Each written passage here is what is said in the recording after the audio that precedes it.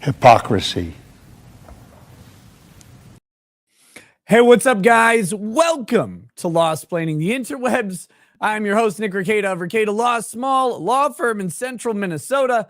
One that was, by the way, asleep. Sorry. Woo! It was one of those days, man. We left our house at 8:30 this morning, which is not the earliest thing in the world, right? 8:30 is not ungodly early, except when you're me and you stream till like 4:15, takes you till almost 5 o'clock to get to sleep, and then you're up at 8:30, and then you're not home until after 8:30 p.m. That's the real ass kicker of the day is that whole, like, not only are you gone in, kind of early in the day, but you're gone for all of it out doing stuff. And so then I got home and got a couple things in order, got the kids kind of calmed down. And then I hit the bed and passed out. So sorry about that. Not trying to be as late. I mean, you got to be a little late. Like, you can't take live streaming as a serious thing and be on time and professional. That would be insane. Like, if you're going to do that, you should just go work at like a movie hut. They have huts with movies anymore?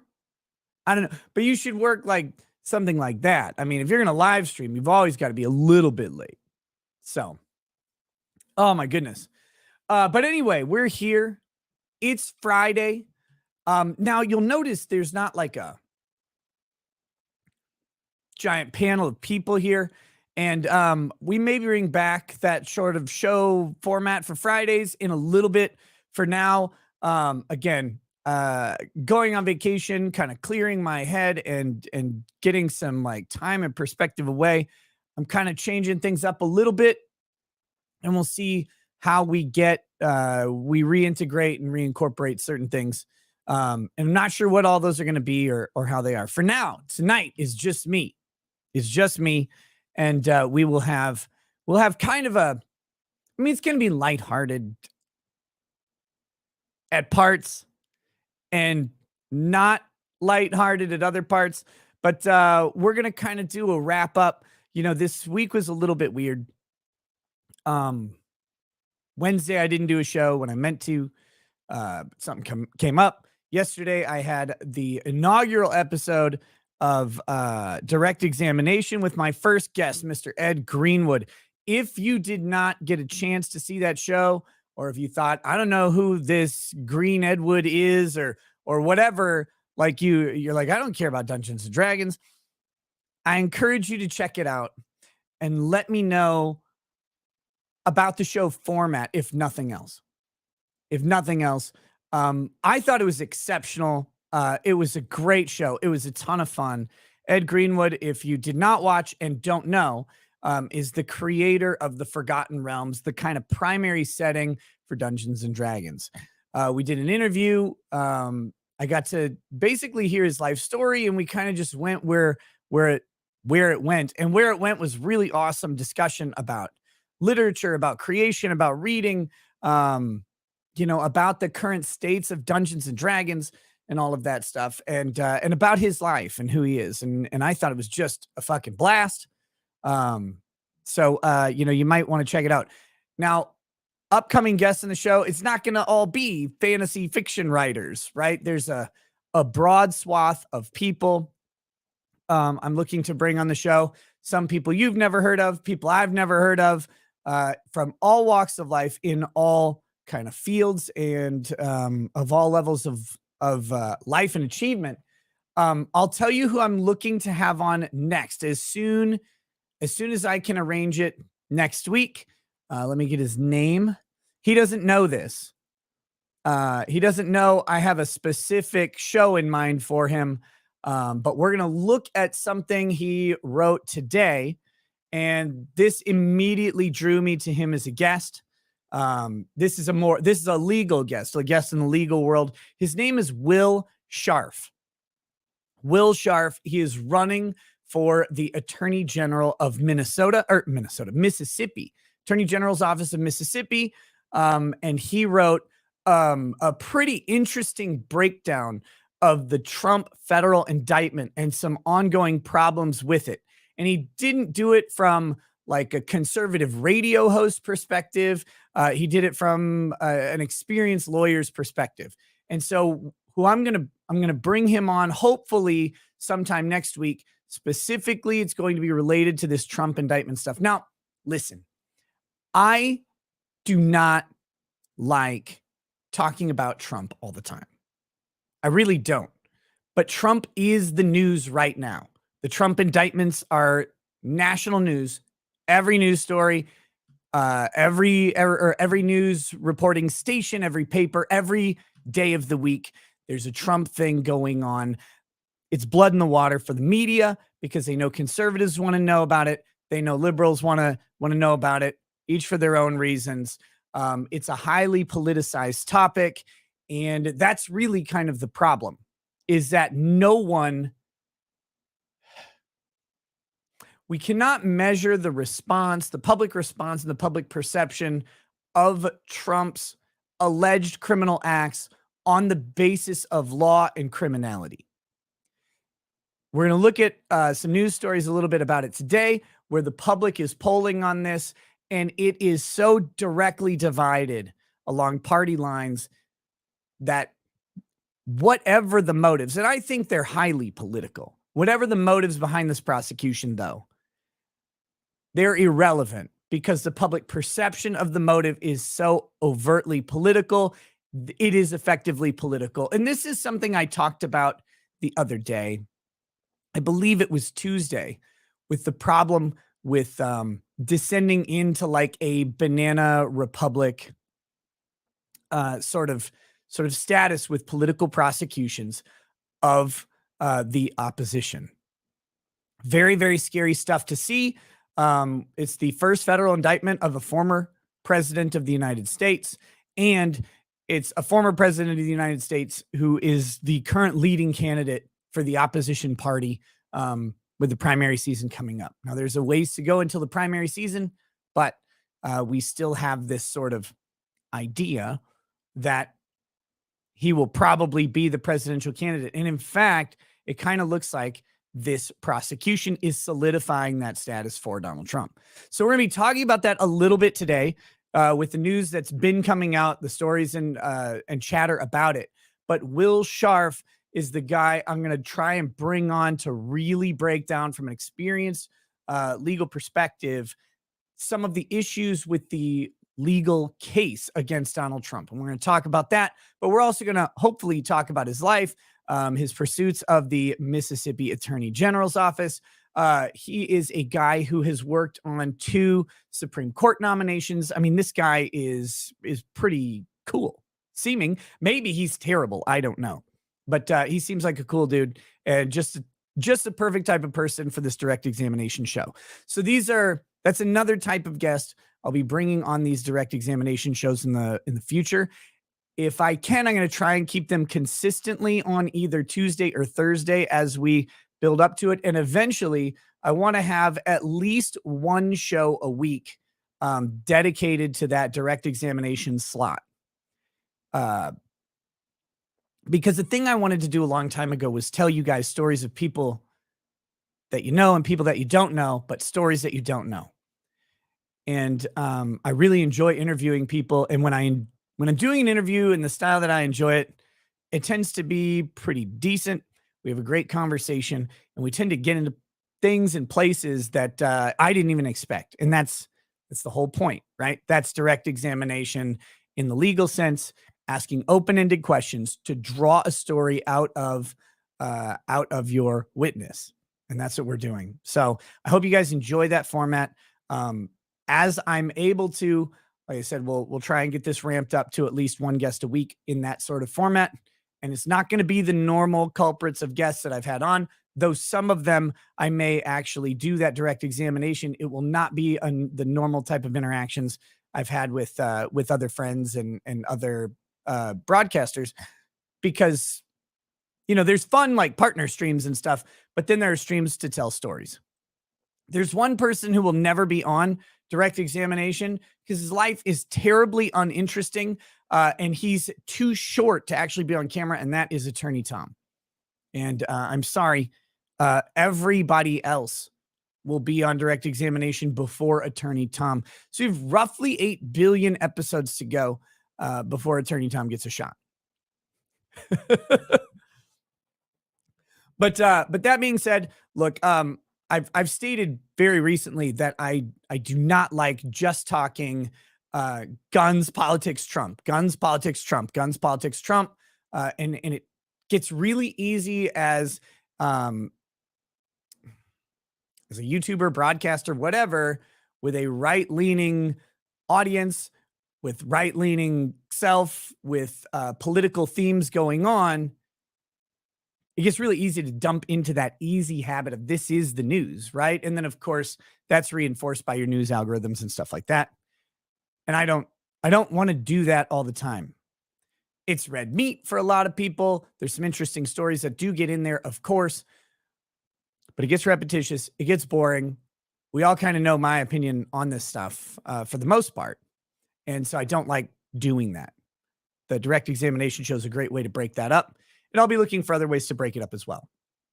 As for segments like What the Fuck Wednesday, and just sort of the Friday crazy debauchery stuff, they may weasel their way back in either at times or in general. But right now, I'm not keeping a dedicated show format for that. I kept finding myself anchoring me to a specific thing, which is, it was easy in one sense. Like, I know I have to do this on Wednesday and this on Friday, but in the other sense, it was shackling to those concepts. And if I wasn't in the mood for that type of show, I found myself dragged to that type of show anyway. And that's not how I should do things. It's just not how I tend to work, or work. I was going to say work well, but we all know I don't do that. But this is just not how I tend to function on that. So for tonight's show, we got a bunch of different kind of legal topics that have been happening throughout the week. It's stuff I've been grabbing all week for different shows, but haven't gotten to, or, the last 2 days we didn't have shows with that kind of opportunity. So that's what's going on today. I didn't have a show on Wednesday, which again, I mentioned, but I was completely unexpected. And I am hoping to find some time this weekend to make it up. I don't know if I'm going to be able to. It is Father's Day on Sunday. Tomorrow, in 33 minutes, tomorrow, we've got a full day of activities, including a family reunion. My daughters are dancing at an event because they're all in little dance classes, super cute. So we'll see what I can figure in. Thought I heard a kid. Sunday, the Sunday movie night stream should still happen. That should be back. Just so it was supposed to happen last week. As I mentioned, my friend's father was killed. My friend's stepdad was killed, but that was a man I'd known for 26, 27 years. My friend I've known for 35 years, not quite 35 years, a little over 30 years. So that was kind of, that's my family. So that kind of took precedence on that one, but that will be back on Sunday. And I am looking for some time to stream Bolt Gun. And one last introductory thing, because people have been asking and building up. And look, I know there's a whole bunch of reasons why. All different reasons, all valid, great reasons, great questions. Yes, trial coverage is coming. Hopefully by the end of, hopefully we'll be watching a trial. No, I don't know which one yet. In June here. I know there's some trials coming up in June. I know there's trials coming up in July. I got to kind of laser in on what trials are around, what those trial schedules look like. But I should be able to work trials back into my schedule very, very soon. The summertime is a much better time for them at certain parts than the crazy hecticness of the school year. And then trials are supposed to be supposed to be a more regular part of the show than they have been. Um, but I do also want to say, people are like, "Are you ever going to cover trials again?" Like, the first trial I covered was Rittenhouse. That's the first one. There's a lot of this show that happened before trial coverage started. So it is something that I'm looking to get back into. It's great for the channel. It's great for growth. And it's good for my overall like mood and the legal perspective being brought into the show. Kind of that's a great way to do that and focus daytime content that way. So that is on the agenda. I know people have been asking about it. It's really been difficult for me to find an opportunity to cover a trial where I'm not gone 3 to 4 days out of every week during the daytime. That's calming down now, so we should have some good opportunity there. Uh, Wardrobe says the Tonka interview was the best content. Fight me. That was a really good show. The Tonka interview was a really good show. That's old. That's old Ricada law there. That's old school. And I really did. That was a good one. That was a good one. But yeah, check out that interview with Ed Greenwood last night. Really, it shocked me how, open and cordial he was talking about all this stuff, and the places where we connected on ideas and hobbies and passions were places I did not expect. I mean, I didn't know the guy at all. But I got to know him really well last night, and we're definitely going to do more shows again. Another person who's going to be on direct examination, he doesn't know it, and even if I have to modify the schedule, is my good friend Stephen Gosney, who I see in the chat. I have not talked to in a little bit. Hi, brother. How you doing?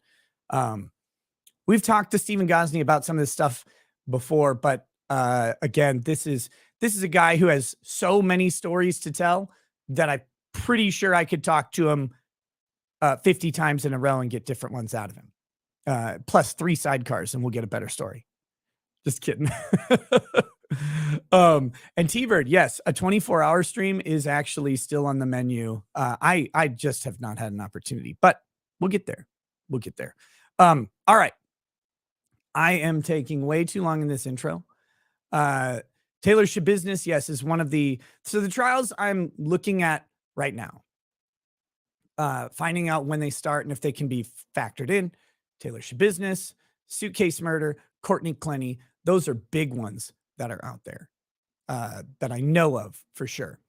Some potentially interesting stuff coming on the Trump federal trial. I'll keep you posted on that. Let me just tease. I got an extremely interesting email today regarding the Trump federal trial. Which, as you know, federal trials are not allowed to be televised from the courtroom. Yet.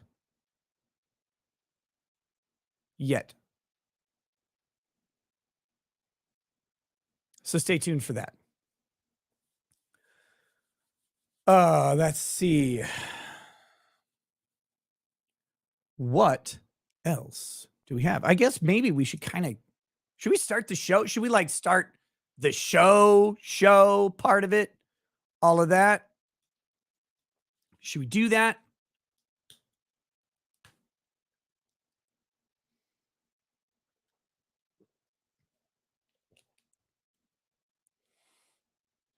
Oh. Informal poll. Should I go through my ethics stuff today? I didn't put that in the description. It wasn't in the plan, but I was just thinking about it. I was like, I mentioned the other day that my ethics stuff is basically like it's done. I've never actually read my responses or anything that I sent to the Professional Responsibility Board. So, I'm seeing a lot of no's in chat. I don't see any yeses.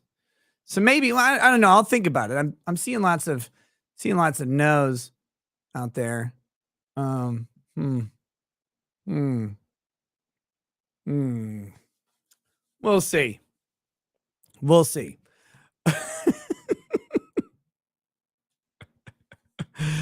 Oh,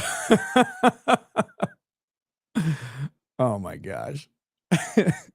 Yeah, not a single yes in any of the chats. I'm looking at all three of them. It's pretty crazy. Okay. Where do we start? Where do we start?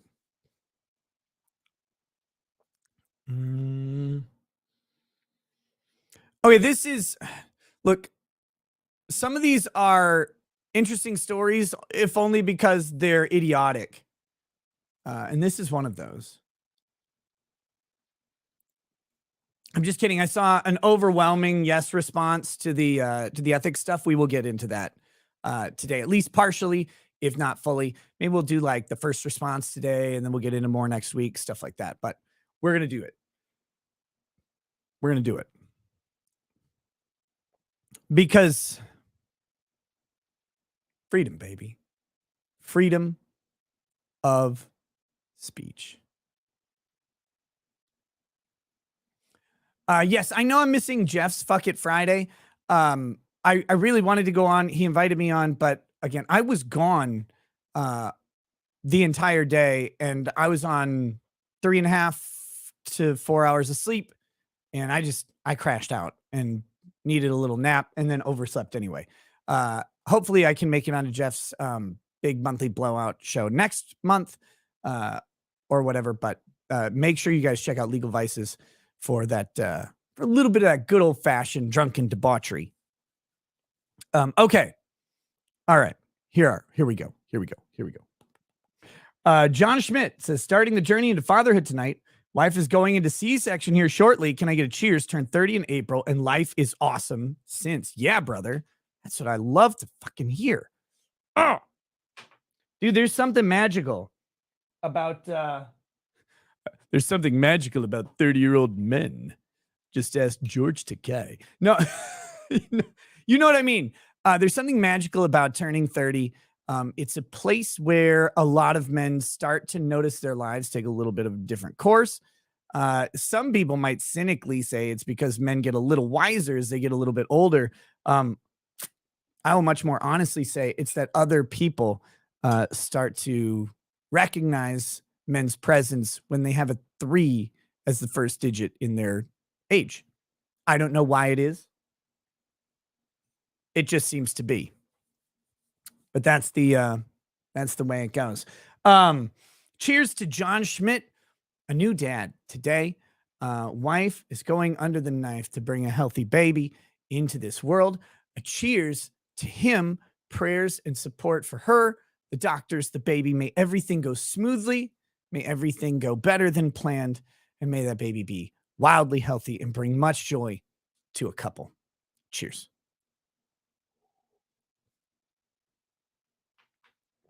Okay. All right. And then we got a couple other chats real quick. Brad Best is a member, says Leafy, I think, would make a great guest. Cheers. There's a bunch of people who would make great guests. And some of them I have contact with, and others I'll be working on. So let's see. Anarchy Bot says happy Friday. Woohoo. Agarist says, can you talk about the Harvard body snatchers and dog fucker? Also, are you going to go to Nux and Mudahar's podcast? Am I still going to go on Nux and Mudahar's podcast? Was I supposed to go on Nux and Mudahar's podcast? I mean, I would in a heartbeat. Would gladly go on that show, but I don't know if I've been particularly invited. But if you want to tell them to, invite me and bother me to do it, I'll do it without hesitation, gladly. Oh, and I do have, one more brief kind of update. Finally got a response from the Whatever podcast. They had reached out. I had asked for some potential dates. They reached out again, asked me to do one show this month that I really wanted to do it, but I could not. I just couldn't get out to Santa Barbara. in time to do that show.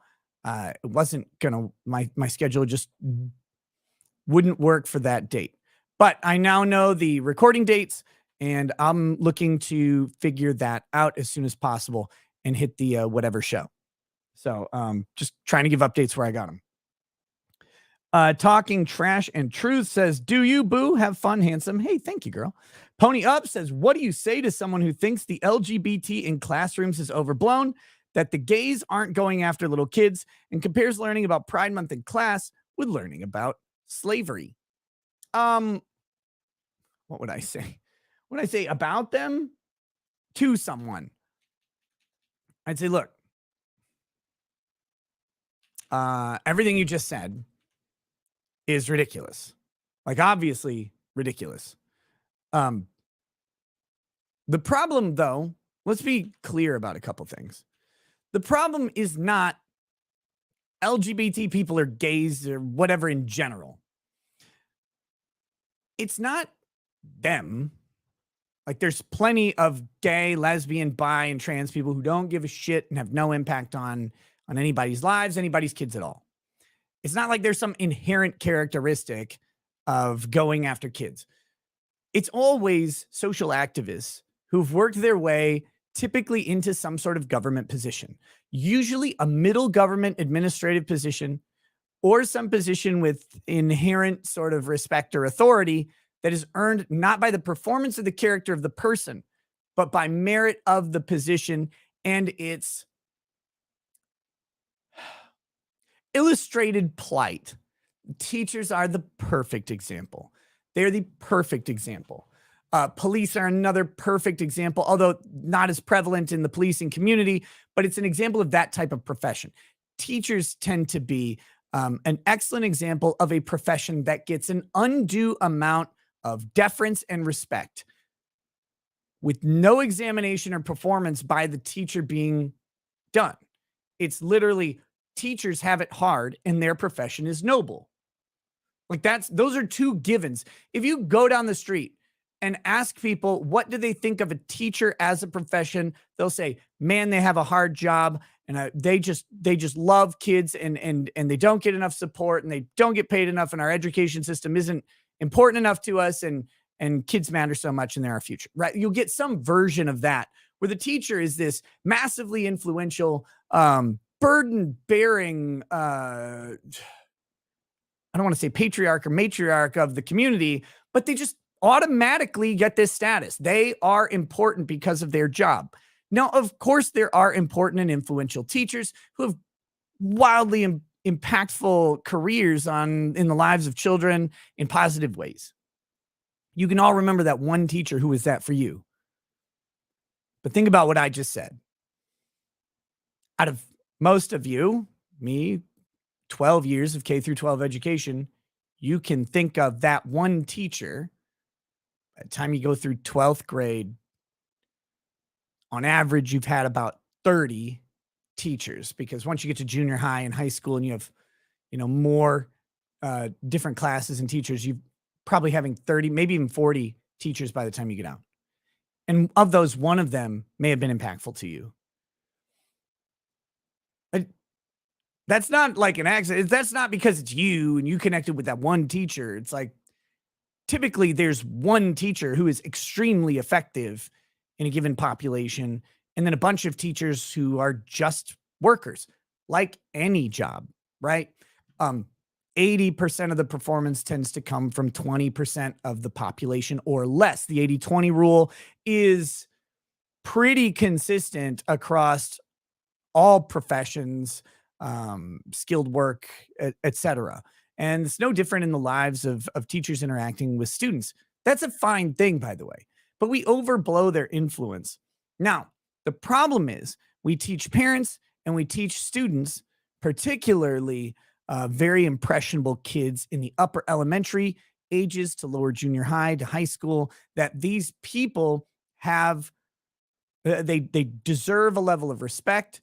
They know what they're talking about, and they're educators. They are given this special permission to educate students.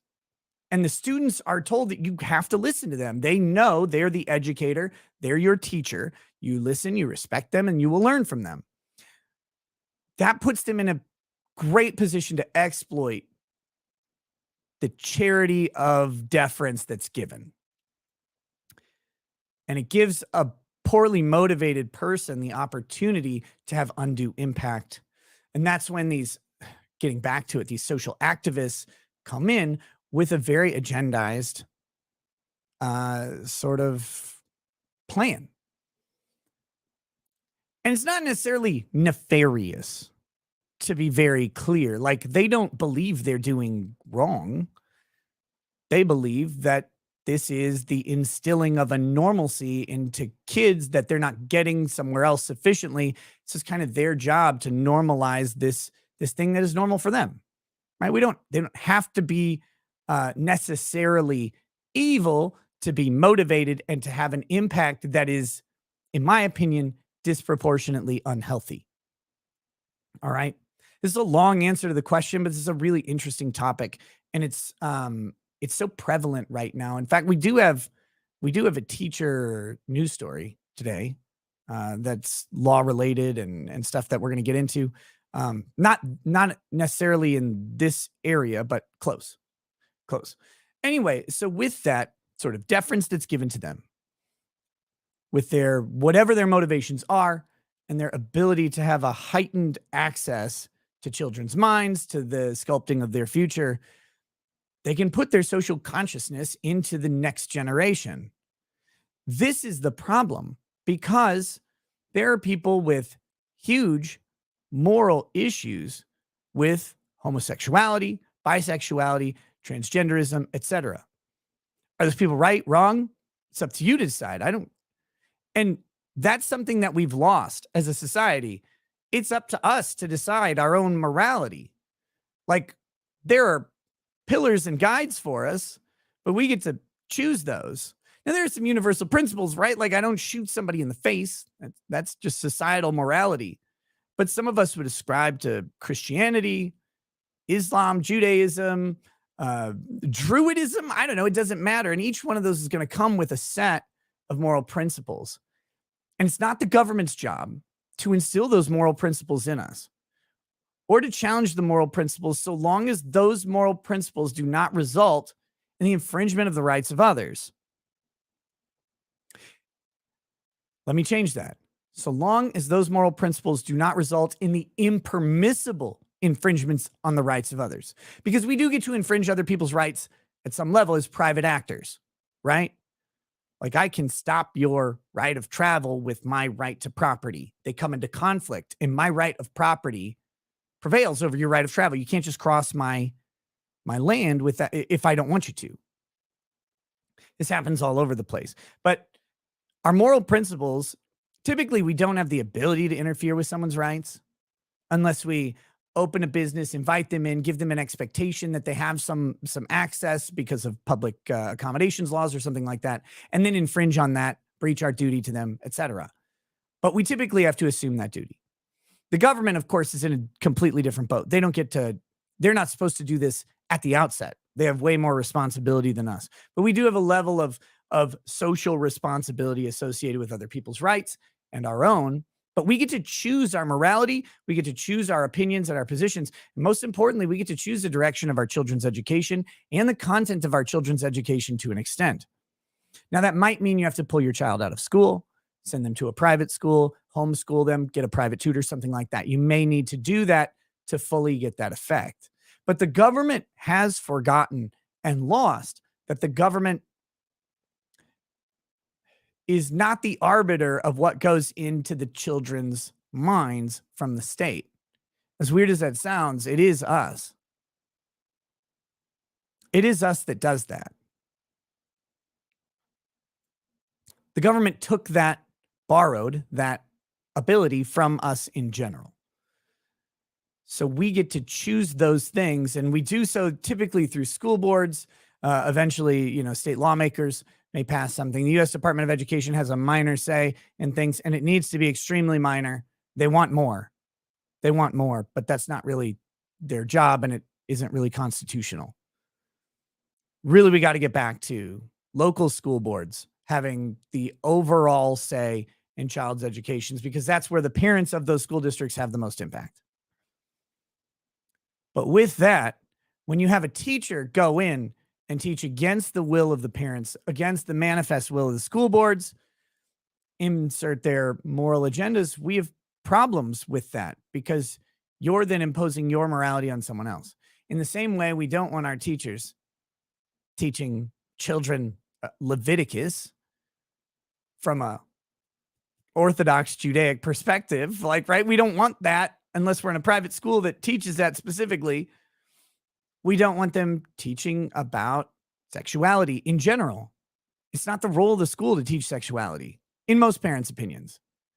And that's why you're seeing this uprising, this backlash against these sort of policies, is parents do not want schools teaching their children about this stuff. And it's not limited to LGBT issues. It's also heterosexuality, right? You don't want them to teach a first grader about lewd sexual acts. Like, that's just not the role of the school. There may be some level of sexual education, I say that in the biggest air quotes, for first grade students. Mainly, it would be something like teaching children about their biological gender, for example, their biological attributes broken down by gender. But that still seems a little early to me. I'm trying to think when we started. I think it was fifth grade. I think it was fifth grade was my first sex ed class. But I don't remember if there was a fourth grade one. But either way, it was extremely basic. They separated boys and girls, and they taught us about our own anatomy a little bit. Very introductory, very clinical, very kind of designed to be age appropriate. Now, maybe there's something else to that. Maybe there's like non-sexual, but gender education. But I think schools are kind of getting away from that in general, in that respect, because they don't want to teach about, normal gendered issues. Like, they don't want that, because that would interfere with the other motives. You know what I'm saying? But anyway, it's not limited to homosexual issues, transgender issues. Camelot and I talked about this on his show, I think maybe Saturday,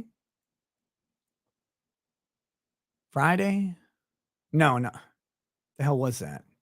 Monday, Tuesday? It doesn't matter. Last time I was on Camelot show, well, we talked about that a little bit because of some of the books that are becoming big issues in school libraries being banned or book burned or whatever, which just means that these are books that they decided weren't allowed in a school library because they've got like illustrations of people like performing oral sex acts on other people. And that's just not really something that belongs in a first grade library. Like, it's kind of the idea, right?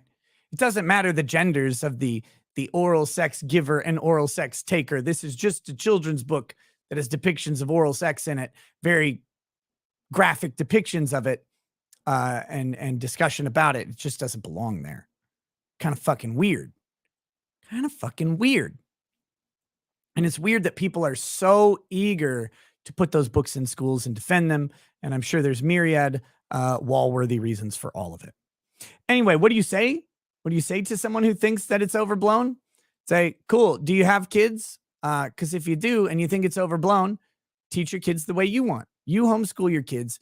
We're gonna push towards our values being taught in schools. That's what I would say to it. Let's see.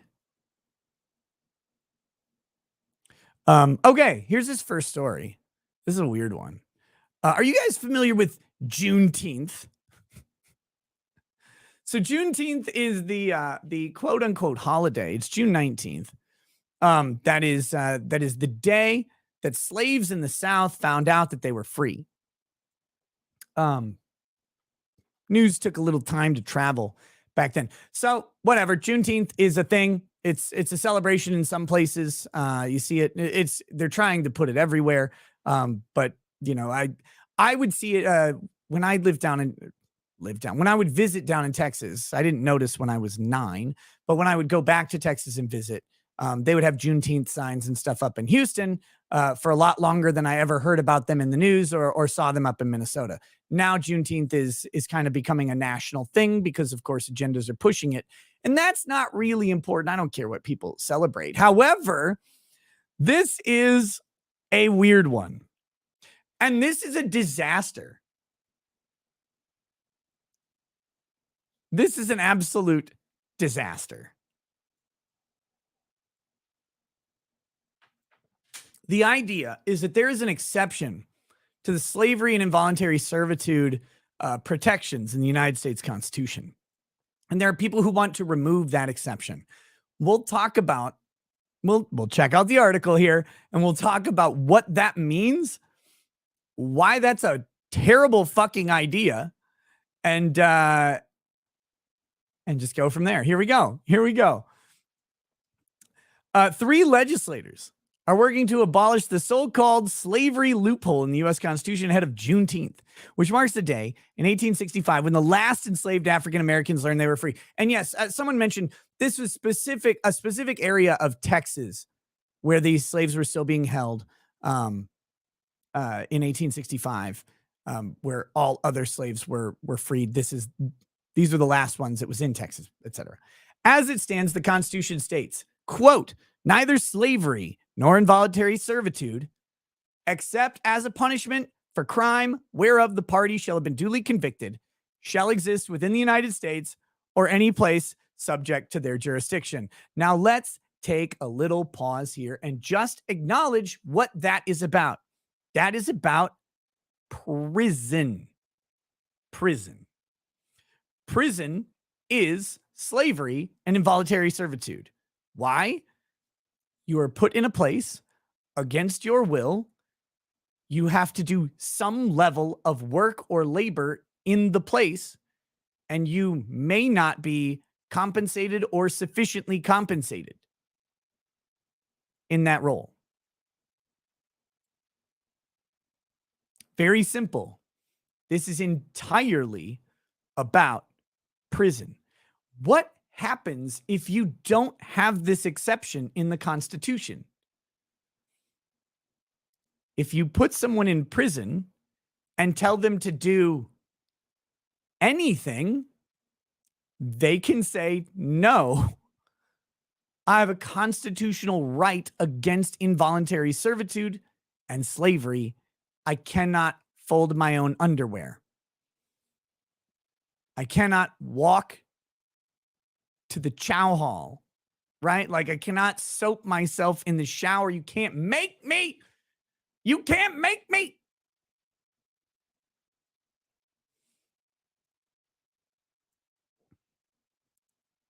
You can't make me do it.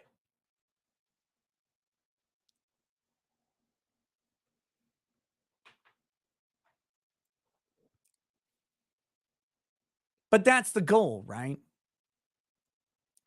The goal is to confuse, confound, and complex the prison system of the United States. That's the goal.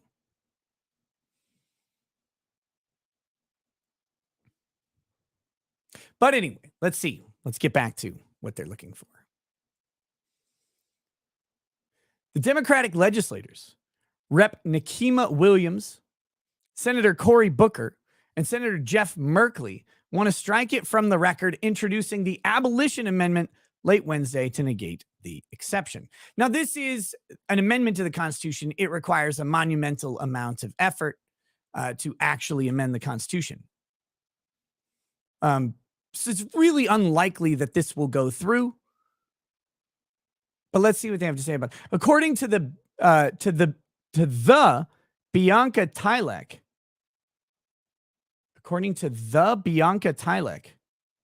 not just Bianca Tylek, the Bianca Tylek, a criminal justice advocate working in tandem with legislators, the amendment is about ending the system and to reaffirm the dignity and humanity of incarcerated people. There you go. That's what it's about. Ending the system. What? The system? The exception has allowed our government to exploit individuals who are incarcerated and to profit from their forced labor, perpetuating the oppression of Black Americans, mass incarceration, and systemic racism, Booker said in a statement to ABC News. All right. The exception is to allow for incarceration. Like, you have to have this exception to allow for incarceration. Again, it's the practicality of what happens during incarceration. Everything during incarceration is involuntary. Or it would be if you have a right for it to be. Put on your clothes. No. You can't make me. You can't make me. But that's the whole thing. Can't make me do it. Juneteenth commemorates June 19th, 1865, when enslaved Americans in Galveston, Texas learned they were free. The news reached them 2.5 years after President Lincoln issued the Emancipation Proclamation that ended slavery, and 2 months after Confederate General Robert E. Lee surrendered. This is the important one, of course, formally bringing an end to the Civil War. I mean, the Emancipation Proclamation was cute. Absolutely. But remember, the Confederacy did not recognize the legitimacy of Abraham Lincoln's executive orders in the Confederacy. They had their own president, Jefferson Davis. Jefferson Davis was not Abraham Lincoln, and Jefferson Davis did not emancipate slaves in the Confederacy, which had treated itself as a separate sovereign nation to the United States. Now, in Texas v. White, the Supreme Court said that, the states did not have a right to secede, so therefore they didn't secede, so they were always under the United States, blah, blah, blah, blah. But, I mean, during the war, that wasn't going to play out. The 2 months after the surrender of Robert E. Lee is much more important to that. Because it's not like slaves in the South, unless those southern areas were occupied and liberated by northern armies, were like, let go. Oh, well, I mean, we're still fighting a war over it, but Lincoln said so, so we let the slaves go. I mean, that's silly. It's very silly. Juneteenth is marked with parades and celebrations similar to those held on the 4th of July. I mean, is it? Is that it?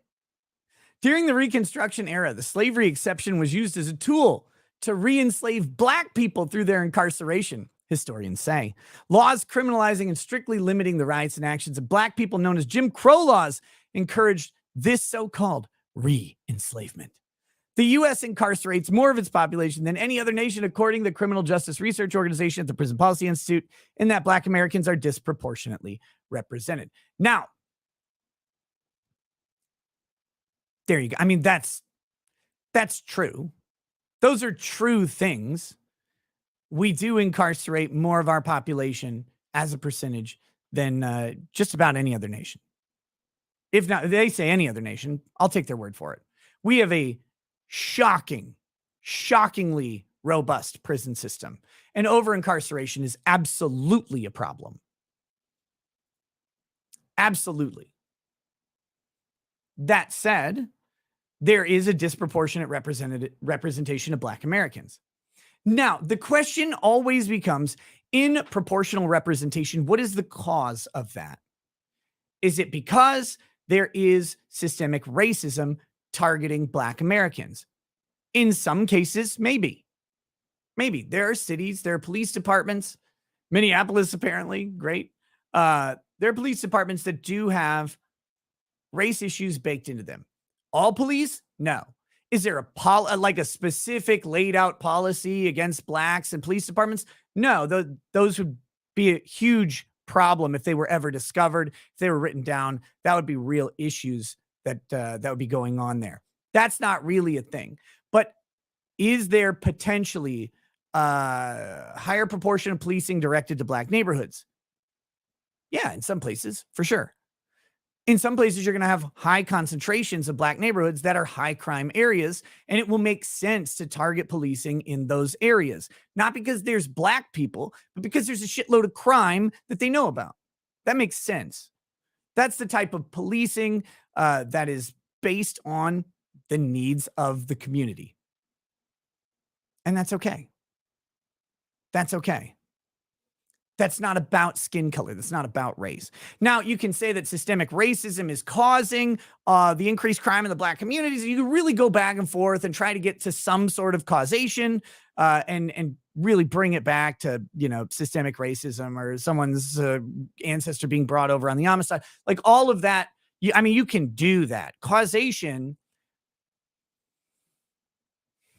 There's a couple levels of causation. There's but-for causation and there's proximate causation in law. But-for causation says, but for this, that would not have happened. And but-for causation goes all the way back to really the first two humans mating and making another one, right? Well, if that never happened, we wouldn't have any of this shit. Okay, cool. Great. That's not really useful, though, because the whole bunch of shit happened between then and now that might have been a more important cause. And that's where we get to proximate causation. Proximate causation says that maybe economic impact, economic factors are causing higher crime. Maybe it's whole fact that of fatherlessness in the Black community, which we could trace back to, issues of welfare and stuff like that. There's all sorts of things. And we go, okay, at some point, something happened that caused this. Is it systemic racism? Maybe, maybe not. Does it matter ultimately, though? Not really. Like, again, there's not a specific policy driving Black Americans into prison more than at a higher rate per capita than white Americans. There may be specific people with specific agendas that do that. Again, not really a way to fight against that on a policy level other than things that we've done, which is try and make accessible 1983 claims, make accessible civil rights protections for all people, not related specifically to one skin color, but regardless of skin color. Doing that is the way you combat that, and then generations in time. Unfortunately, for people who want to fix issues of racial discrimination, the most effective fix of issues of racial discrimination tends to be time and the mortality rate. And so you just have to wait, right?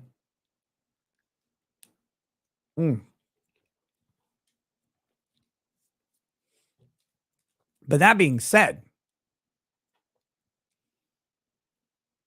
people are trying to then take these issues that we have worked very hard to remove, and they always want to grandstand on some other principle because you've got to have one-upsmanship in all of this. You've got to have one-upsmanship in all of this. And that one-upsmanship ultimately leads to this place where you get to lunacy. And that's where going towards this constitutional amendment to remove the involuntary servitude and slavery exception, because you say it says slavery and involuntary servitude, therefore Blacks, without the basic thought that this is to allow for incarceration for criminal activity. And the other solution is excessive fining and then letting people remain dangerous to society, or the death penalty, or deportation. Something like that. But those aren't realistic solutions in 2023, right? Like, felony charges don't all end in execution anymore because we have a whole lot more felonies. But that being said, that's where we're going here. Nearly 160 years after the 13th Amendment was ratified, the evil remnants of slavery persist in the United States. Embedded in the hearts of our Constitution, said Merkley in a statement to ABC News. He continued to live up to our nation's promise of justice for all. We must take a long overdue step towards those principles by removing the loophole in our ban on slavery. No slavery, no exceptions. I mean, there isn't slavery that doesn't exist in the United States in any sanctioned capacity.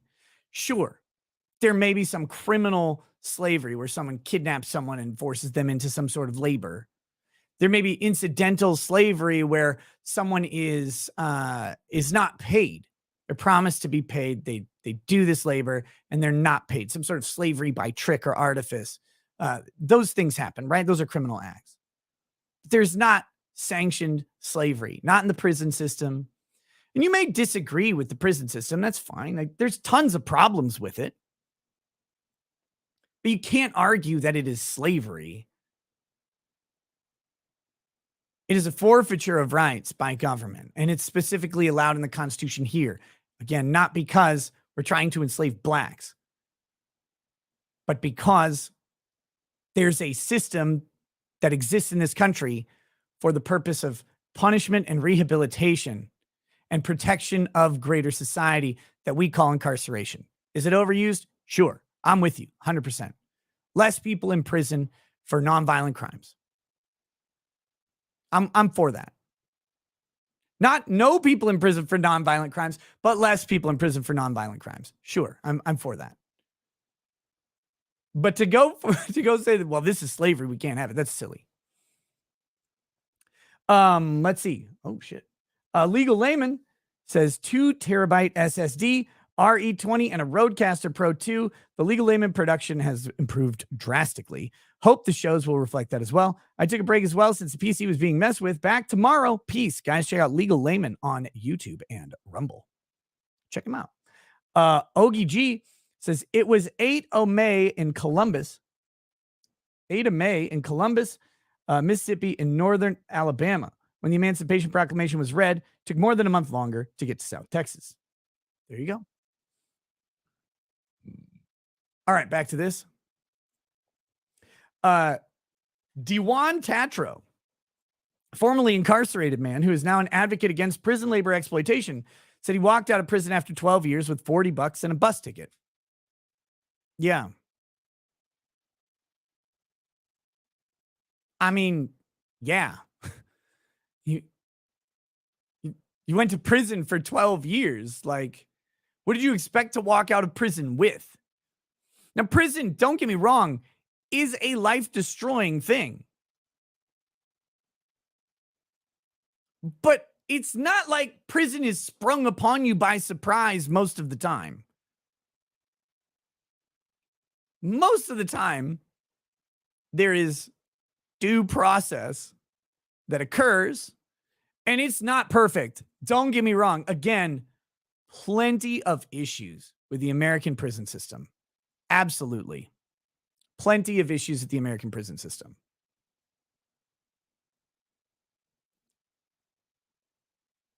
But what are you supposed to walk out of prison with?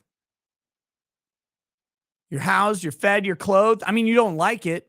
You are housed, fed, and clothed. There are some things that you have to do. And yes, you have rebuilding your life. It was all he had to try to rebuild his life. Advocates say ending the exception can address prison labor practices that they call exploitative, such as forced labor or low wages. Again. However, Tylik said the implications of the removal of the exception on prison labor are still up for debate. It's still to be determined and for us to determine, right? Tylik says, does that mean that people should have full wages? Does it mean they should have labor protections? An ACLU analysis of prison wages found that the average prison wage is about 52 cents per hour. However, some workers make pennies per hour, meaning that basic needs can take days of work to afford. Well, I mean, your basic needs are met in the prison system.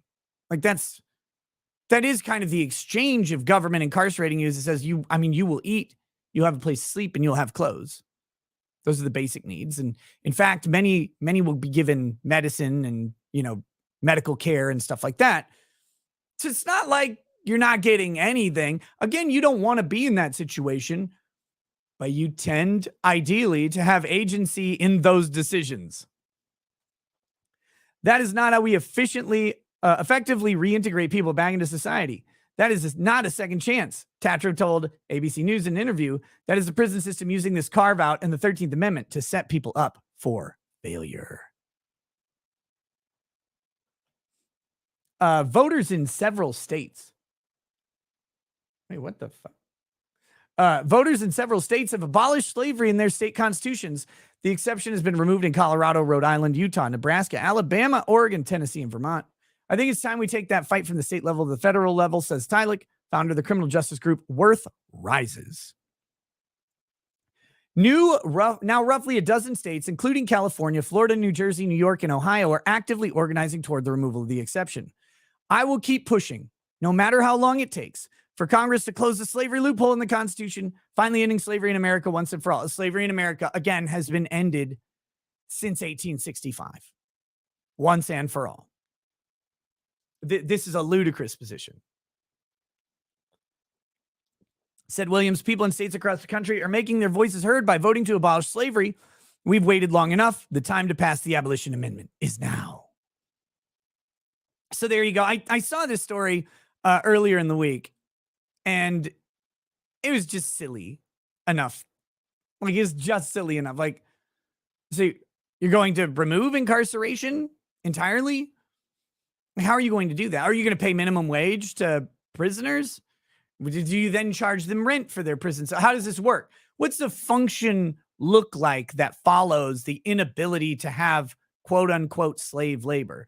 Because remember, the way all of this stuff works is that when some right is given to people, and this is correct, this is the correct thing to do. When some right is given, and when I say given to people, I mean recognized by the Constitution, the government. When some right is recognized, the fight to expand that right to its maximum occurs, and it necessarily gets expanded from its original intent. In fact, the 13th, 14th, and 15th Amendments, for example, were not supposed to go the way they went. They were supposed to almost exclusively pertain to blacks. And for a little while, they did. Those are the arguments in the early Supreme Court cases over those Reconstruction amendments. They didn't apply to the Irish. They didn't apply to whites. They didn't apply that. These were intended for black Americans who were in slavery to be out. Now, it didn't last too long. Those got expanded. They applied to everybody. And, you know, ideally, that's what you would want, right? You don't want disproportionate application of rights under the Constitution. But the idea that forced labor or involuntary servitude stops at like prison wages and not, you can't force me to do anything because anything is technically labor. That will be tested. What will you be able to have a prisoner do while they're in prison? What thing can you ask them to do without compensation against their will? And their will simply be whatever is the opposite of the request. I mean, that's logical. That would be mine. If you put me in prison, I'm going to fucking ignore what you ask me to do. I don't want to be in prison. So anyway, that's this story. I found it kind of interesting. This is the one-upsmanship and virtue signaling that really kind of takes hold when, I guess, just when you have social activism entering Congress, like, and when your entire election is based on your social activism. But let's move on to the next one. And then after this one, we'll flop over to Rumble. I don't think this one will be as long. This is, well, we might flip in the, I don't know. We'll see how it goes. This is a really interesting case because I probably completely disagree with this person. But there are complex legal issues involved in how this went down. And that's going to be kind of where I focus the story. So here we go. Whoops. Here's the tab. Austin Independent School District teacher says she was fired after her TikTok got millions of views. Now, the important parts of this headline are Austin teacher says she was fired for. Okay? That's the important. And that is the question. That is the actual question of this. Administrators told the teacher they were concerned she was teaching students about their legal and constitutional rights. Again, according to the teacher. But if the teacher's right, we've got an issue here. An Austin ISD elementary school teacher has been fired after posting a viral TikTok about a meeting she recently had with administrators. Sophia De Loretto Chuddy, a first-year, third-grade teacher at Austin's Becker Elementary School, was called into a meeting with the principal in March to discuss several concerns administrators had with her style of teaching. Among those listed in a memo, including the fact that De Loretto Chuddy allowed students to do a book study on Harry Potter. Third grade, Harry Potter, I think the first book is targeted around that third and fourth grade age range. That doesn't bother me so much. And to sit for the Pledge of Allegiance. This is a complex question. If I'm not mistaken, schools have routinely lost on being able to force children to say the Pledge of Allegiance, cover their heart for the Pledge of Allegiance, and ultimately stand for the Pledge of Allegiance. Students do have a right of free speech so long as it's not disruptive to the educational environment. Pledge of Allegiance is not the educational environment, and merely sitting down is probably not sufficiently disruptive on its own to justify the compelled action, the compelled political speech of standing for the Pledge of Allegiance. Now, I don't have a damn problem standing for the Pledge of Allegiance. As a kid, we did it all the time. I still stand for the Pledge of Allegiance, Star Spangled Banner, hand over the heart, or just, respectfully with hands behind the back, something like that. I don't wear hats anyway, so that doesn't matter. But all of that, like, I don't have a problem with it. But the question is, can the government, through a school teacher, make you do it? So she's allowing children to sit during the Pledge of Allegiance. The question is, can she force them to stand? And again, we're taking this teacher at their word here. Maybe this isn't the reason she's terminated, but this is the reason she is stating. And so for the purpose of this discussion and the legal questions around it, absolutely going to take that perspective as if we were looking at a complaint in a lawsuit against the school district from the teacher. We would read it in the favor of the teacher, and then the school district's response would have the opportunity to bring contraindicating facts. Say, no, this isn't what we did. Here's what we did. Here's what's on her record. Here's what she's done. Here's the parents' reports of what she's done. Here's student complaints about this teacher, et cetera, et cetera, et cetera. And then a fact finder, judge, jury, however, us, we would be going to bring all those facts to the table and find the ones where we believe truth lies. And then we would then make the legal decisions based on those facts. But in this case, this is an article. It's one-sided from the teacher's perspective. We're going to treat it sort of theoretically like a complaint. There we go. William Dixon says, I really loved your talk with Ed yesterday. I learned about D&D in the 70s and started playing in 1983 in the Army. I'm in a really good campaign. Cool, man. That's a long time. That's a lot of fucking D&D. I really love talking with Ed yesterday as well. I've been a big fan of him since finding his books back in junior high school time when I was reading D&D books. Always loved the character of Elminster, and getting to talk to him was an absolute joy.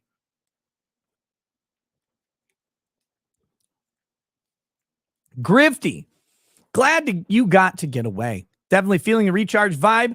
I'm still trying to do the bachelor party stream, thinking next Saturday. Is that something you could do? Wedding is the following Saturday. Let me give you a preliminary answer now.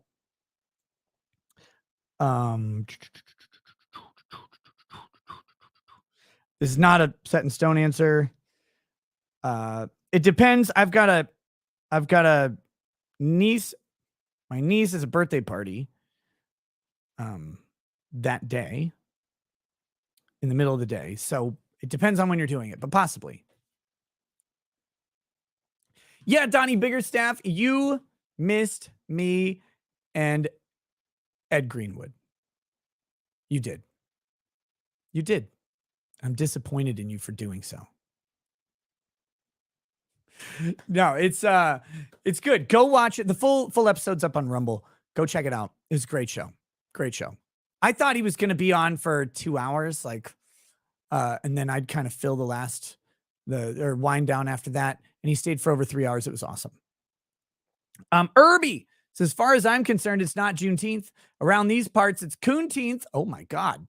Also funny and ironic that it's also on Father's Day. No, Father's Day is the 17th. Juneteenth is on the 19th. Okay, back to this teacher and her issues here. Quote, it just felt like a very demoralizing meeting. Well, I mean, yes, getting dressed down by your supervisor is always demoralizing. That's true.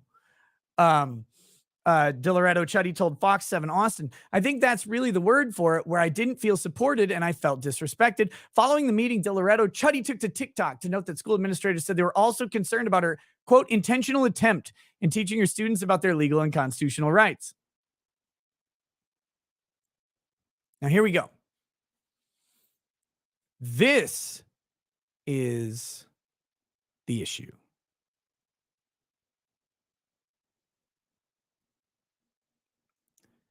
This is the issue.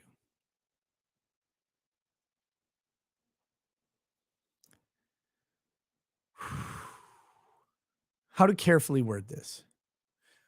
This is a legal issue, I should say. People have different opinions about teaching third graders legal and constitutional rights from a first-year third grade teacher. That is not, necessarily teaching civics. But that being said, okay. If school administrators, being state actors, fire a state employee, being a teacher, for speech in the course of their profession, they're fired. They're fired. You have a curriculum that you're teaching, does not involve this. You're teaching outside the scope of your qualifications. You're teaching outside the scope of our curriculum. You're potentially teaching the wrong thing because you're not qualified to teach that, because that's not even being taught to the third graders. It's not even part of the third grade curriculum overall. You're fired. Speech during the performance of your state job as a state employee is terminable. If she's terminated for the TikTok video about the meeting,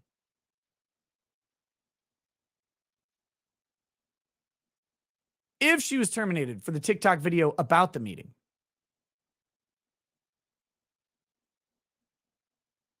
different story. Being terminated for speech that is not part of your official duties as a state actor means that you must be given notice and an opportunity to be heard on the issue. The state is infringing upon your right to free speech through your work. Your right to free speech as a citizen, not as a state employee. Remember, if you're an agent of the state can tell you what you can and cannot say. If you're acting as a private citizen, in which going on TikTok is probably not part of the teacher's official duties, and you're fired for the content of your speech, now she has to have an opportunity to be heard to see if the state is sufficiently suppressing her rights. So we can go a little bit further on this one. I don't think, well, let's see how annoying this person is.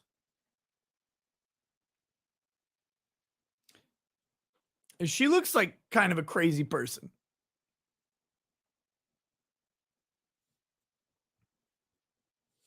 Here we go. Okay, so today I got pulled into a check-in meeting with my administrator at school, and she had this lovely list of concerns that she wanted to bring to my attention. But my favorite amongst them is, we've noticed an intentional attempt at teaching your students about their legal and constitutional rights. That's the concern. I mean, there's a list of concerns. Why are you concerned? Why is that a concern? Failure to respond to emails within 24 hours. Why does that concern you? It's kind of on there.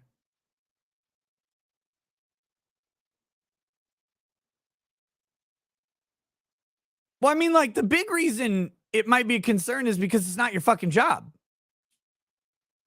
I mean, that's the issue. And you're like 23. Do you know anything actually about them? I mean, because you're probably an education major, which great, but what do you know about legal and constitutional rights, like from a pedagogical perspective that you can teach? Now, again, though, this really does matter. If she's fired for that and failure to communicate and stuff like that, perfectly justifiable. If she's fired for making that TikTok bitching about it, though, not necessarily justifiable. So here we go. Why is that a concern? Loretto Chuddy question in the 45-second clip, which has since garnered 3 million views. The day after it was posted, Loretto Chuddy was put on administrative leave, had my badge taken away, she told Fox 7. I was locked out of all the apps, was not allowed to communicate with anybody. District told them that Loretto Chuddy had violated the AI, Austin Independent School District, social media policy by posting the TikTok. Now, see, this is interesting. Per the employee handbook, if an employee's use of electronic communication interferes with the employee's ability to perform his or her duties, it could lead to termination. However, Loretto Chuddy disagrees. Again, this is the key. This is the key. They cannot have a social media policy that prevents teachers from posting TikToks. They cannot have a social media policy that prevents teachers from being critical of the administration. They cannot have a social media policy that prevents teachers from talking about what goes on in the classroom or complaining about education ideas, curriculum, anything. They can't have a social media policy that does that, because while they are not at school, they are allowed the same free speech, or while they are not engaged in their role as a teacher, they get the right to say what they want. They get the right to be incorrect. So does that video interfere with her ability to perform her duties? No, of course not. Nothing about that does. Nothing about that video interferes with her ability to teach. It might be indicative of a bad decision on the part of the school. The teacher, may do something in a video that interferes with their teaching duties. For example, a teacher doing OnlyFans could interfere with the teacher's ability to teach in a junior high or high school classroom. It doesn't necessarily do that. There are ways that maybe they would get around it, obscuring their face and identifying, marks or features, something like that. I don't want any teachers doing OnlyFans. I think that's a big problem, because I think parents and children will eventually potentially find that. And that's the real issue, right? Like, if a bunch of teenage kids are looking up their teacher's OnlyFans, it's just not going to be very effective, or not going to be very effective at their job of teaching. It's going to be difficult for the students to go through that. Now, however, if they have a completely anonymous OnlyFans that just exists, or their OnlyFans content isn't sexualized or isn't offensive or something like that. Like, for me, if I was a public school teacher, I probably wouldn't be able to do this show in the way that I do it. Because if a student found it, and I use lots of vitriolic language and insults and drink a bunch of liquor and all that stuff, sure, that might actually cause interference in the classroom. And if it did, they'd either fire you, or they'd say, look, you can't do that anymore. All right, you make those choices. Or you have to do it in a different way, or you have to, retool your content, et cetera, et cetera, et cetera. This is a TikTok talking about school issues. Nothing about that video in any way impacts her ability to teach, in my opinion. I can't see it.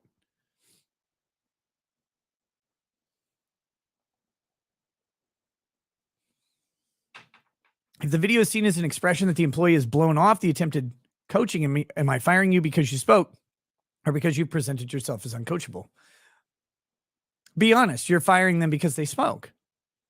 If the statements in the video present them as uncoachable, you're making a determination based on their speech. But what if they speak in one way and they come back in and perform their duties in exactly the ways you coach them? Now, if their performance continues to fail and they demonstrate uncoachability during their job, that's not the video. that does it, but you can't do it for the speech involved. Good night, Steve Gosney. Catch you later. You can't do it for the speech involved. You can only do it for conduct, failure to perform duties, or some sort of breach of the employment agreement. But the employee agreement cannot have a de facto ban on social media as a public employee. They cannot suppress the free speech of state employees. They cannot do it. You have a constitutional right to it. That is not forfeit. The place that is different is, of course, the military. Military personnel are under a completely different set of rules than everybody else. Let's see. Here we go. They made it clear that it wasn't Delaretto Chuddy. It didn't have anything to do with my instructional practices or what I was teaching or how I was teaching. Had everything to do with the fact that I embarrassed one of my administrators on TikTok. Now, again, if this is the case, mere embarrassment, not harassment or derogatory comments about the administrators, stuff like that, specific targeting of people. I mean, obviously, if you go on and start just trashing your boss by name online, you may have problems performing your duties, etc. But just again, talking about what she talked about. In a follow-up TikTok posted last week, a tearful Delaretto Chuddy, she won't be able to finish out the year with her students because she didn't go through the appropriate channels to file a grievance. And this is notice an opportunity if it's related to speech, right? That's probably the notice an opportunity on the grievance, but she didn't go through the appropriate channels. Like, what's the appropriate channel? Why didn't you? It just feels so fucking wrong. Just feels so wrong. I fucking love these kids. She said in the video, I would die for them. Delaretto Chuddy said she plans to continue to advocate for Texas teachers at the Capitol. And see, this is going to indicate this person is probably not politically aligned with me, but it doesn't matter. This is the legal question, not social questions here. Other clips posted to her TikTok account depict the teacher speaking out to Texas lawmakers during the recent legislative session, including against House Bill 3, which would appoint an armed guard to every public school campus. She's speaking against that and against Senate Bill 13, a bill aimed at keeping allegedly sexual explicit content off school bookshelves. So often I was the only teacher in the room giving testimony on policies that would affect teachers directly in the classroom. So again, I would disagree with this person on their politics. And I wouldn't actually want this person teaching my children. However, them's the rules, them's the constitutional protections. They get to advocate. They get to advocate in official channels. They get to advocate in unofficial channels. They get to speak on social media. If you don't like the speech, that's too bad. If it impacts their work, that's a different story. Okay. So there's that story. Again, I really wanted to talk about, I've talked about it. It comes up from time to time. And this is the hard part about doing law content in general, is that I've addressed exactly this issue in a different context. The state employee speech issue in regards to the Constitution. Are they talking on the job, off the job? Is it part of their official duties, etc.? They either get free speech or they don't. And so, like, when it comes up again, you're like, well, I've already talked about this. But you already talk about a lot of things, and you have to revisit topics because I know what I've talked about, but that doesn't mean everybody saw that episode. In fact, most people watching right now probably didn't, because I'm pretty sure it was a while ago. But so I saw it. It was a good opportunity to talk about it, and not just from a right-wing perspective, right? Like it's neutral. I don't care what her politics are. Them's the ropes. Them's the protections of the Constitution. That being said, speaking of protection, what you need to do is protect your nutrition and immune system. And a great way to do that is fieldofgreens.com, promo code knows. Look, Field of Greens is all about bringing fruits and vegetables into your diet. That's it.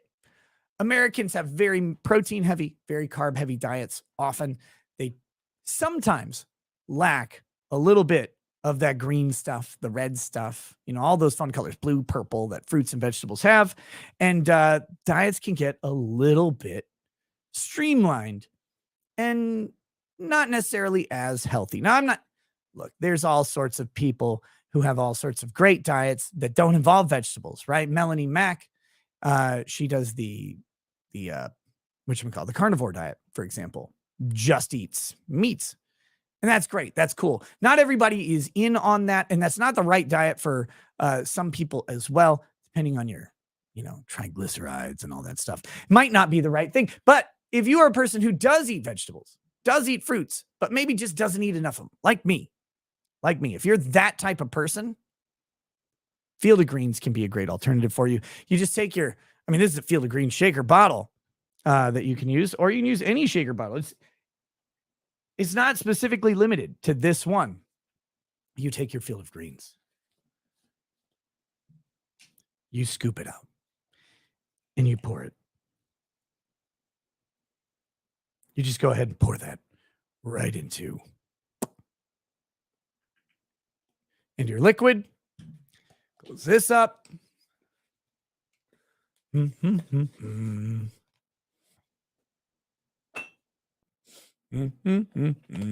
Now made with 100% ingredients. Yes, exactly. And you just shake it. Shake it like a Polaroid. This isn't how you shake a Polaroid picture, by the way. That wouldn't do much good. You got to kind of flap it. Oh man, so my kids were at camp. One of my kids is at camp. My other kids have camp coming up various times. But the theme of the camp was photography, but they're not allowed to bring phones, right? Because they're at camp. They don't want these kids sitting around on screens all day. But everybody's cameras are on their phones. So we had to go buy our kid a Polaroid, like an actual Polaroid picture. And then, take the little pictures and they come out and it develop over the next 4 minutes, kind of like the 80s. It was fun. Kids loved it. They're like, wow, that's neat. It's like, kind of. It's neat to you guys. But what's neat to me is being able to take 10,000 pictures on a phone.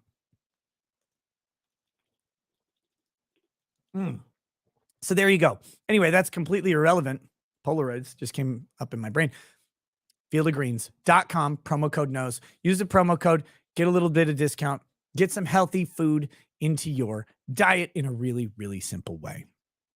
With that, guys, we're going to hit the rest of the YouTube chats. We're going to move over to Rumble exclusively right after that.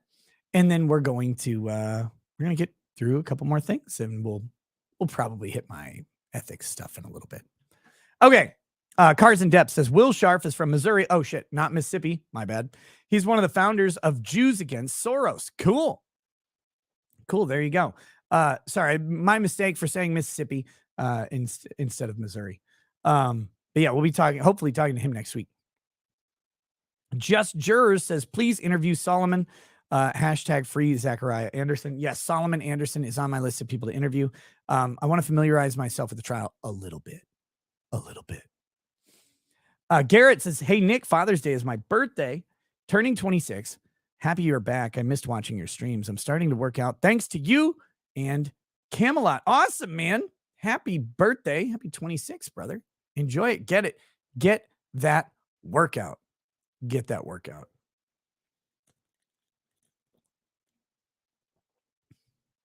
Pony Up says, do I have your permission to clip this quote and show it to them? I do have to caution. They are a part of a certain podcast and have an audience. Yeah, of course. Oh, you're talking about Nux Taku and Mutahar? Yeah, yes, 100%. Shit, I would have asked that. Oh, wait, no. Oh, I see. What do you say to someone who thinks the LGBT in classrooms is overblown? That one, yeah. Oh, of course. I don't care what you send them. Mark Freeman says, I missed the YouTube section of the last show, but I really enjoyed your guest. Have you ever read the Wheel of Time series? Nope. I like the books better than the show.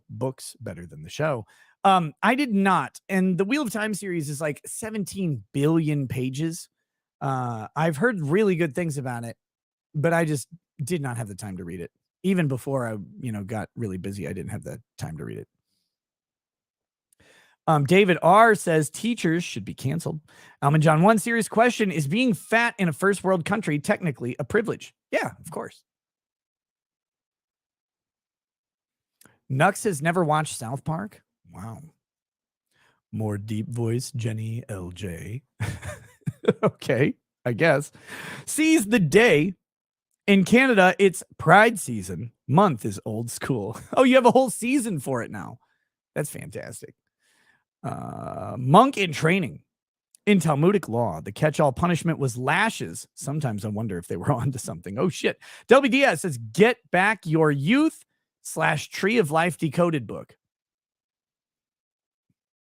I don't know what that is. Is that tree? Is that get back your youth? It says / but do they mean like Tree of Life decoded book is how you get back your youth? Maybe that's it. Is there? Let me see. Tree of decoded. Oh, it's a book by Delby Diaz, the person who sent the super chat. So there you go. Published May 18th, 2021 by author Delby Diaz. Diaz? Okay, I guess you can check that out. A choice that has affected mankind since the beginning of creation. So there you go. You can check that out on it's on Amazon. I just looked it up. Cool. Itsy Bitsy Spider Production says, when you're in prison, you are costing the state tax monies. Any work in prison should give minimal pay due to the cost of their internment. Well, yeah, I mean, that's the idea. Mostly gluten says, I kind of hope that prison slavery thing passes so no one pays their taxes without the fear of being locked up and financially supporting your family. Some grumpy goat. Normally, Nick, I would ask you to muscle shame me, but instead I'll update you on my progress. In the past few months, I've gotten into bodybuilding and I've already lost 10 pounds and bulked up 30% muscle-wise. Creatine helps. Cool, man. Congrats. I'm proud of you. That's awesome. That's fantastic. Keep going. Get jacked.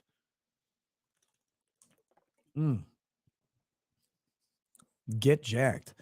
I'm down. I'm actually down to 180, which I was at 185 and now I'm at 180. Grifty says stream will probably be around 8 p.m. Eastern, but will last a while. I'd really appreciate it. You got me through some tough times when life wasn't so good. Hey, man, look, I'll try. I'll try to get in there. But I can't promise at this point in time. I got to check on some things. Cult of Personality. Enjoyed your talk with Ed last night on YouTube. Given your opinion on storytelling in different media like books, TV, anime, video games, etc., do you think good storytelling can be achieved in tabletop games? Absolutely. Yeah.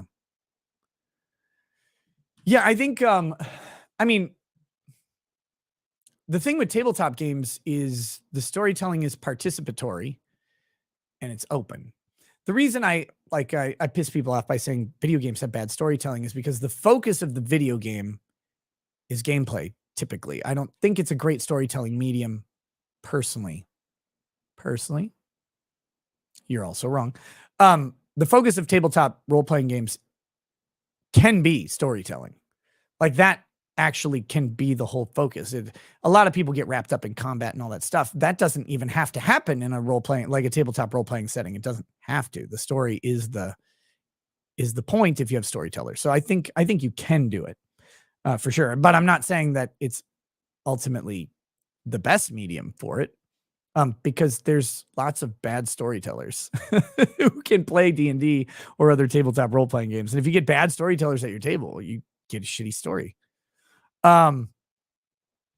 Brit Brat says, happy Father's Day to you and all the dads in chat. Hey, thank you, Brit Brat. That's fantastic. So nice of you. Very considerate. Jesus Davila with the red commie thumbs up. Thank you. Undead Chronic number 14. Man, are you on 14th? Undead Chronic. He says, did you see me cuck bus Hunter Avalone? His wife was setting up black gangbangs while married.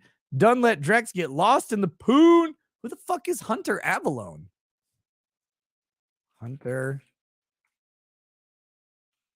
Avalone, YouTuber. fuck is this?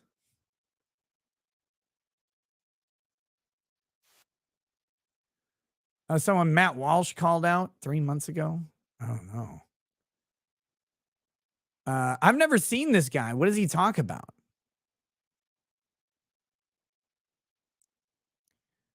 He looks kind of a little gay. Politics and debate. Okay, never heard of him. He's a bread tuber. Those things still around? Cool. No, I no idea. Dead Chronic. I haven't. I talked to Drex very briefly. He's the one who told me about my our mutual friend's stepdad. But other than that, I didn't really talk to Drex in the past. Shit, it's been like a month since I've actually like talked to him. He sent me a couple like funny things and stuff like that, but no, I gotta catch up with him and see what the fuck's going on. So I'll talk to him. Stephen Ferguson says, going through this fight in Oklahoma, can you explain the legal reasoning of why public funds for religious private schools should be allowed?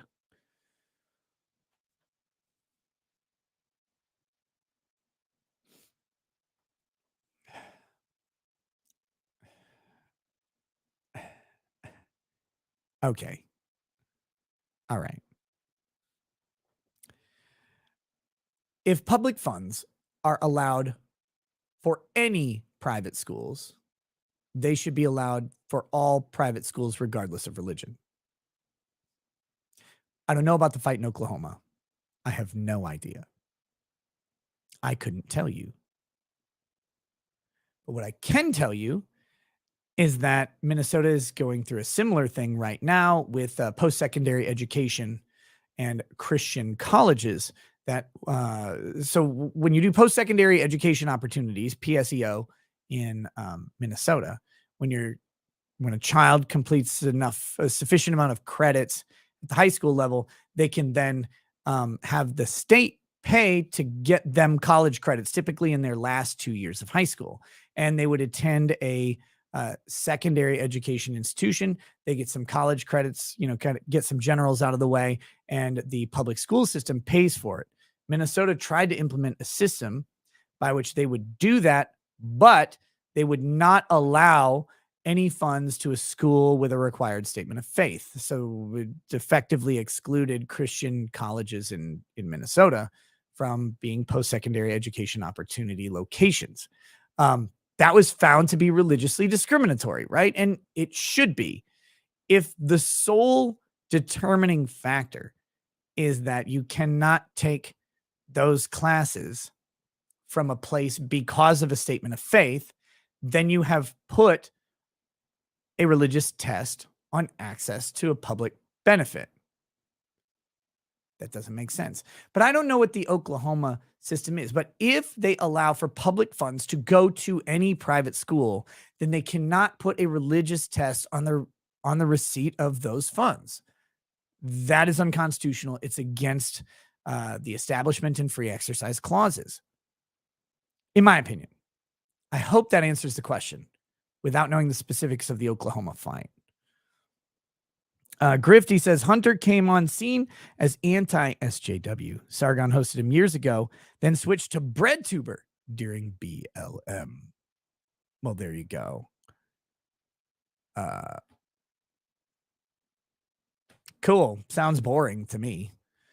Majestic American Woodcock, the legal standard is not to prohibit public funds to religious schools, only to stop the government from denying funds to religious schools. It prevents discrimination, not favoritism. I agree. Yeah. That's less words to say what I said. I got you. All right, ladies and gentlemen, that is the YouTube show for tonight. We are going to switch over now to Rumble. We'll finish out the show over on Rumble. If you need the link, it is pinned in the chat. It is also in the description. And so if you want to do that, make sure you click on that. Follow us over there. We got some more shit to go, and we're going to have a good time. I will catch you over there in 20 seconds. Peace. For the thousands in attendance and the millions watching around the world, ladies and gentlemen, Good.